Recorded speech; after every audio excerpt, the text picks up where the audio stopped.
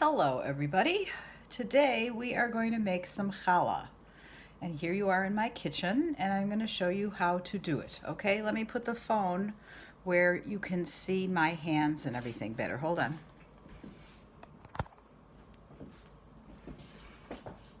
Here I am. I have all my ingredients. I have my bowl. I have my spoons. I have my cups. I have yeast and flour and oil and brown sugar and salt and eggs. So I think we are ready to go. If we look at the recipe, the first thing we start out with is 1/4 cup of oil. So we pour it in here and we pour it in the bowl. Then we need 1/4 cup of brown sugar. So we'll measure out some brown sugar. Too much, Mrs. Simpson. 1/4 cup of brown sugar. I need some salt. A 1/2 tablespoon. Well, I only have a big tablespoon, so I'm only going to fill it halfway. A 1/2 tablespoon of salt.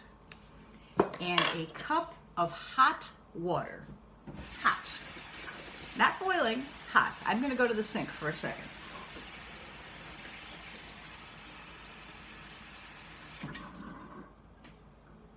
Here we go.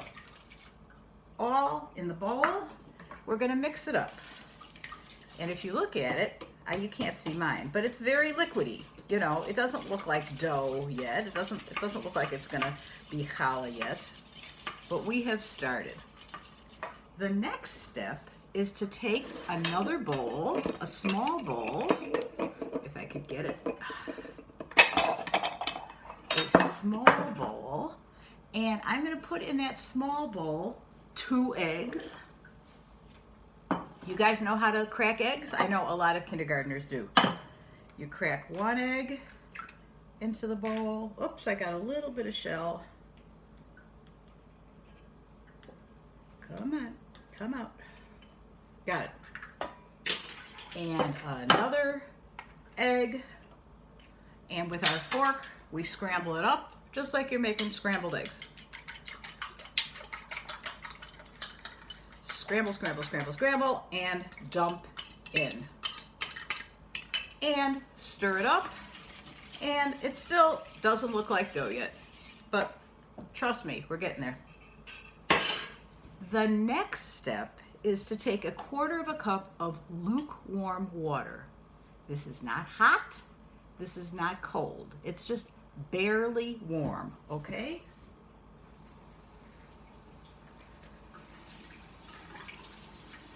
Quarter of a cup.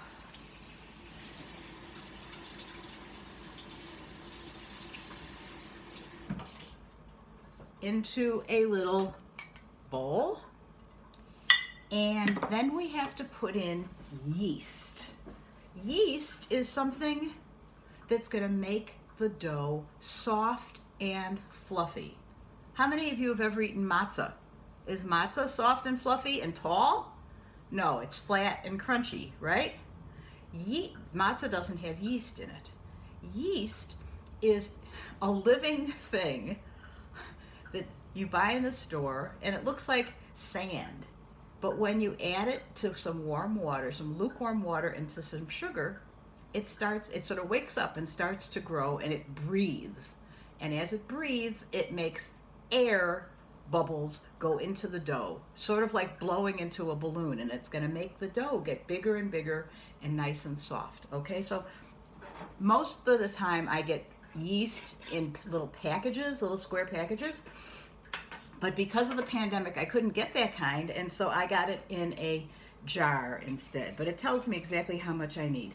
2 and 1, 2, 3, 4 and a 1/2. Okay, the yeast looks like sand.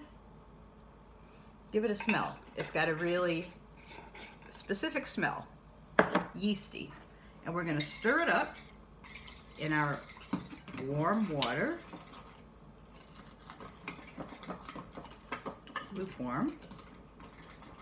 If you want to let the bowl sit for a minute or 2 or 5, you can see that bubbles start forming, just like I told you. The yeast is starting to make air bubbles, okay?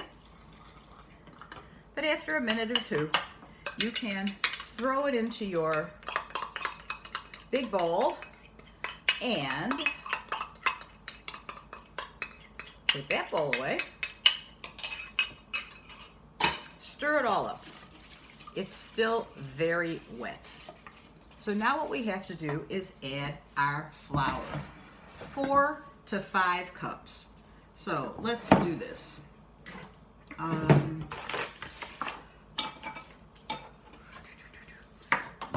Flour over here so I'm not off screen. 4. Here's. You guys can help me count. 1.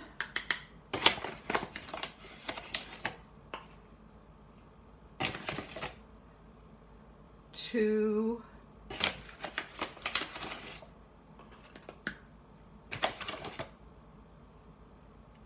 3. 4. We're going to need between 4 and 5 cups. Not sure quite how much yet. So we'll do 4. I'll put the 5th cup flour in there ready to go, but we won't stir it in yet, okay? So this is 5 cups. Okay, we're going to stir this up. Okay.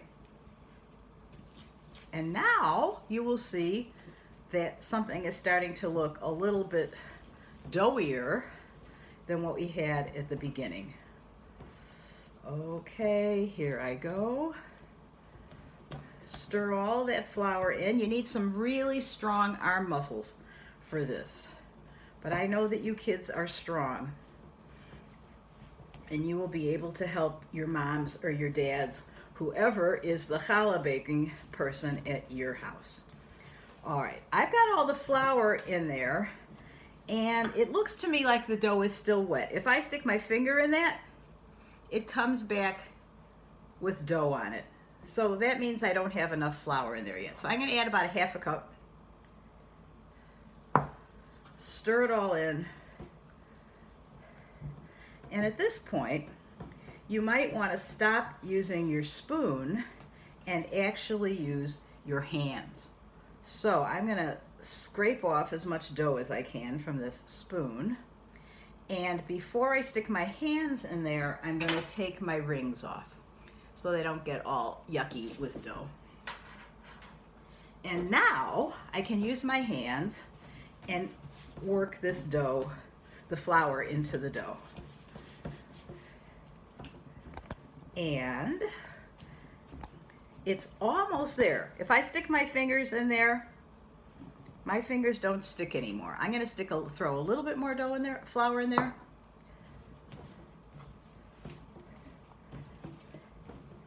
And you will see here, I'm going to get my fingers real clean. I'm going to stick my fingers in the dough. See, it's still sticking a little bit. A little bit more flour. Oh, I'm doing it with 2 hands. Okay. You have to really get all that flour in there. Still a little bit more. I think it's going to take all 5 cups.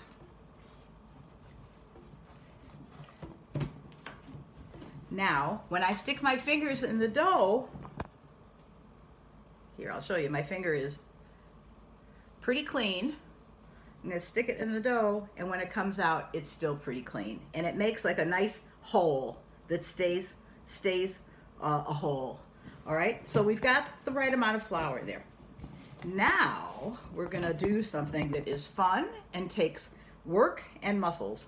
All right, we're going to put a little bit of flour down on our table so things don't stick. Hold on.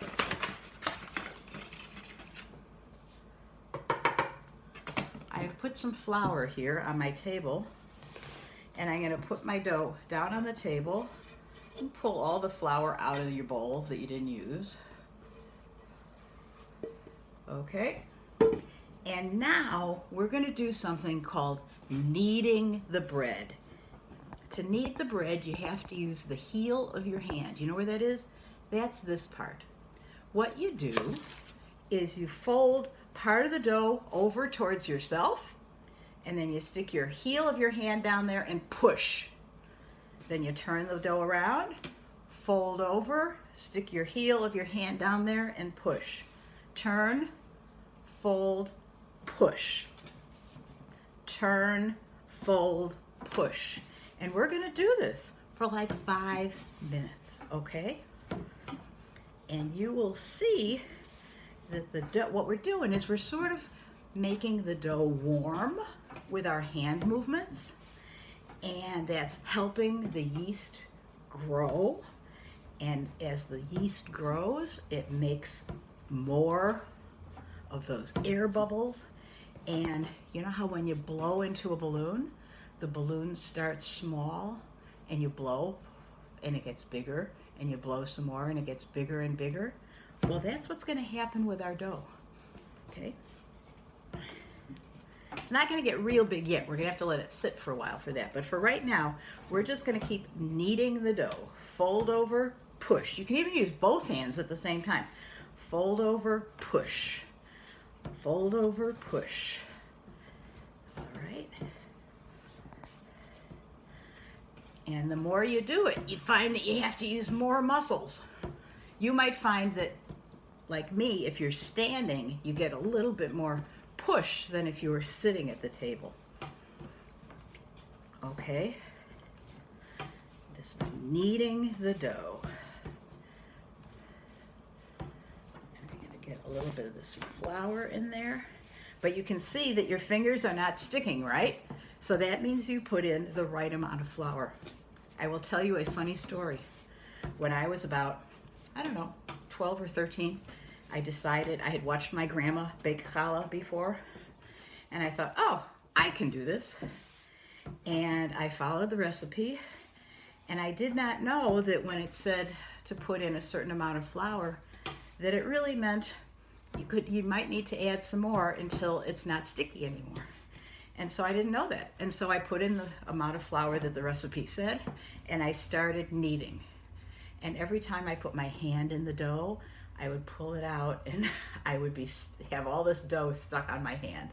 It was not enough flour yet. So now we know that. So we are kneading and kneading and kneading. Wish we had a kneading song. Maybe one of you guys can make up a kneading song while you're doing this. Fold and push, fold and push, fold and push, and fold and push. Oh, in fact, that's going to make a good rhyme, because how do you know when you've done enough kneading? It's a very easy way to know. You know that your dough is ready to rest for a while when you look at the dough and it is nice and round and firm, like a baby's tush. Does it look like a baby's tush right there? So maybe we should say fold and push, fold and push, fold and push, fold and push. Keep doing folding and pushing. Fold and push till it's like a baby's tush, okay? I think that's enough. Now what we have to do is we have to let it rest for a little bit. And the way we let it rest is that we're going to put some plastic wrap on it.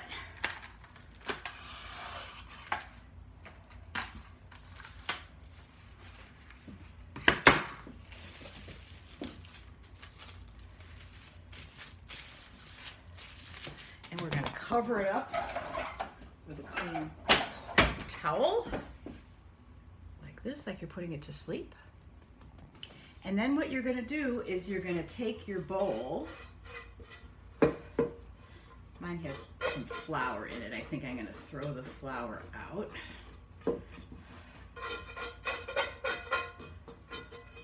Let me throw this out. You take your bowl And you're gonna put a spoonful of oil in the bowl.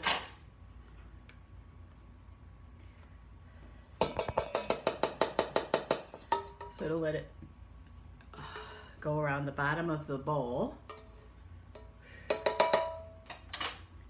And after your dough has rested for 20 minutes, you're gonna take off the cover, you're gonna take off the plastic wrap, you're gonna plop it in the bowl.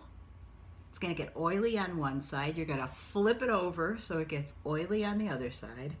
Then you will put some plastic wrap over that same plastic wrap over the top of your bowl, cover your bowl with your towel, and you're gonna put the bowl in the fridge for 2 hours, 3 hours. It can be anywhere up to 24 hours. And during that time, the yeast is gonna continue to make air bubbles and the dough is gonna get bigger and bigger and bigger. We say that the dough is rising. I will see you later after the dough has risen. Okay? I hope you like this.